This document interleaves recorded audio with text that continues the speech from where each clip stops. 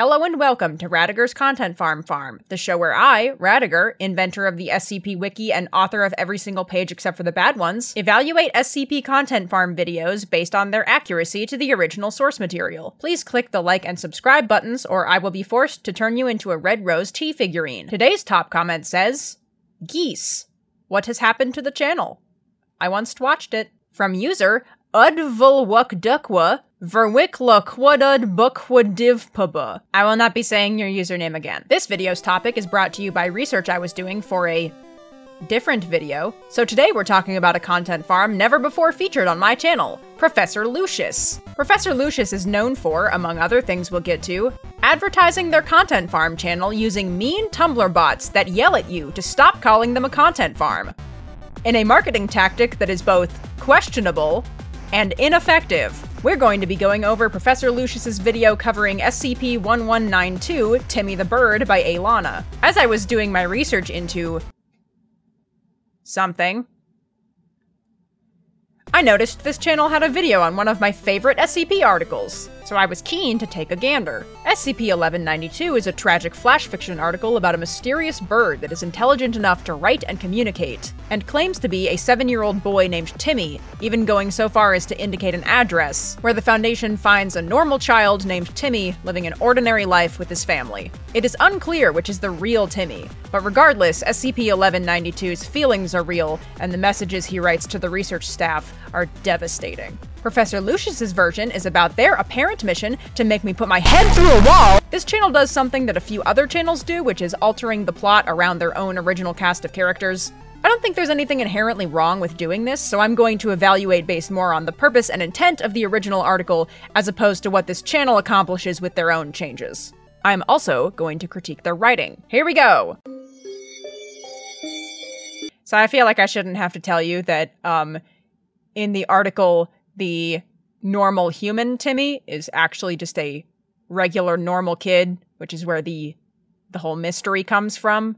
He just stared back, wide-eyed, seemingly unable to understand what Chen was telling him. So at no point in this article does the human version of Timmy, very clearly and obviously act like he thinks he's a bird. He pulled out a tranquilizer gun. Do you know what this is?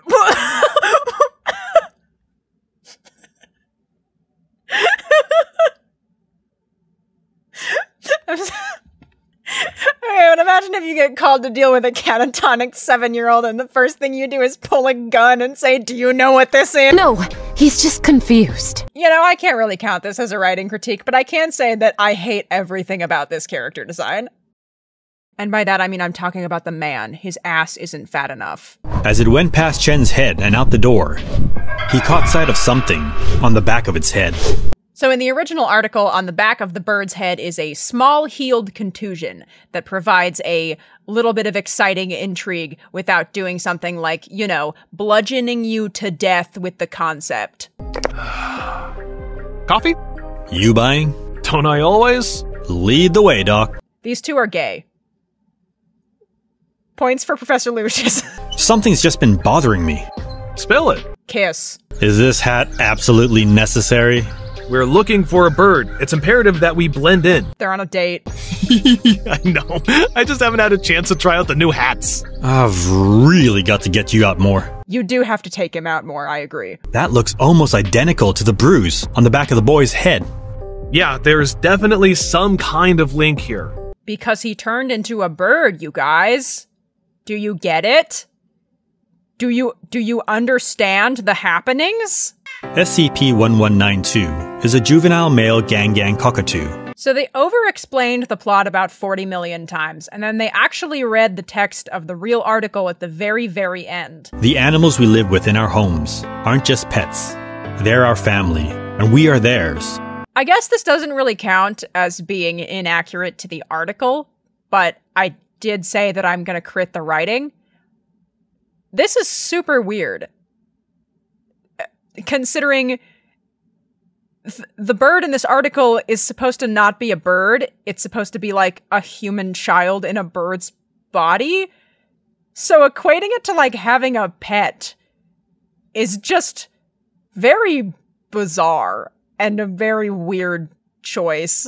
So obviously the plot of this video isn't exactly a retelling, and it isn't exactly a summary. These two characters are original to this channel and don't appear in the original article. The original article also essentially has no major characters, as all of the names are redacted. The presence of emotion and a personal touch is more common in newer articles, and since this is a series 2, it checks out that it's both shorter and more impersonal. But I'd also like to say that in the original piece, the lack of empathy for this bird boy really adds to the tragedy. I can't say if that was intentional on the part of the author or not, but it really works for me. My heart weeps for this baby boy. And I don't have a problem with these two characters. I have nothing against incorporating new characters into a situation. I think it can be a neat way to adapt a concept, as long as the tone and spirit of the original article aren't warped beyond recognition for the sake of pulling in ad revenue. I think the complete lack of subtlety and over-explanation of the concept is really indicative of who their target audience is, because this video leaves absolutely no room for critical thinking. There is no space to come to your own conclusions about what's going on, which is the kind of story that you tell for, you know, children. Frankly, my biggest problem with this video is that it's just really badly written. It's just a very bad rewrite of a good article. But we'll get to that with the rubric. Welcome to the rubric. It is an infallible scoring system I use to evaluate the accuracy of SCP content farm videos. Named after the content farm, The Rubber. It is perfect in every way, and if I ever changed anything about it, the entire internet would collapse and I would die because I live inside your computer. The first category measures the woman removal rate. There are no named characters in this article other than Timmy, so the team at Professor Lucius did not remove any women. Good for them, 0%. It's the same for queer characters. There are no queer characters, there are no characters. 0% hooray. Added violence index. Do you know what this is? 2. There were a lot of children getting shot with tranks. The plot deviation index is how far the channel strayed from the original plot. This one actually did a pretty decent job. They hit all the major plot beats. And then they kept hitting them, over and over again, as though their audience has no ability to come to conclusions on their own, which in all fairness, they probably don't. I'm giving them a 1 because they did technically relay the plot, they just did it very badly. For tone non-adherence, I'm giving them a 3. Most of the tragedy in this article stems from the fact that you don't know what's going on with Timmy and the bird, but God forbid anyone have to think about anything for longer than 7 seconds, so they really just had to make it abundantly clear Timmy and the bird switched places. The bird is the real Timmy. It's time for the bonus rounds! Did the thumbnail contain clickbait having little to nothing to do with what happened in the article or the channel's own video? Yes! Was the cast all dudes? No! Timmy's mom with those big naturals had a couple lines. Was the entire cast white? No! This dude's Asian. Drumroll for our final score. 61%. It belongs in the B tier. We have a new reigning champion. This video is now the least shitty one. Dubious congratulations to Professor Lucius's team of artists who are never credited anywhere on the channel. You should take those stupid bots down. Thank you for watching my YouTube video.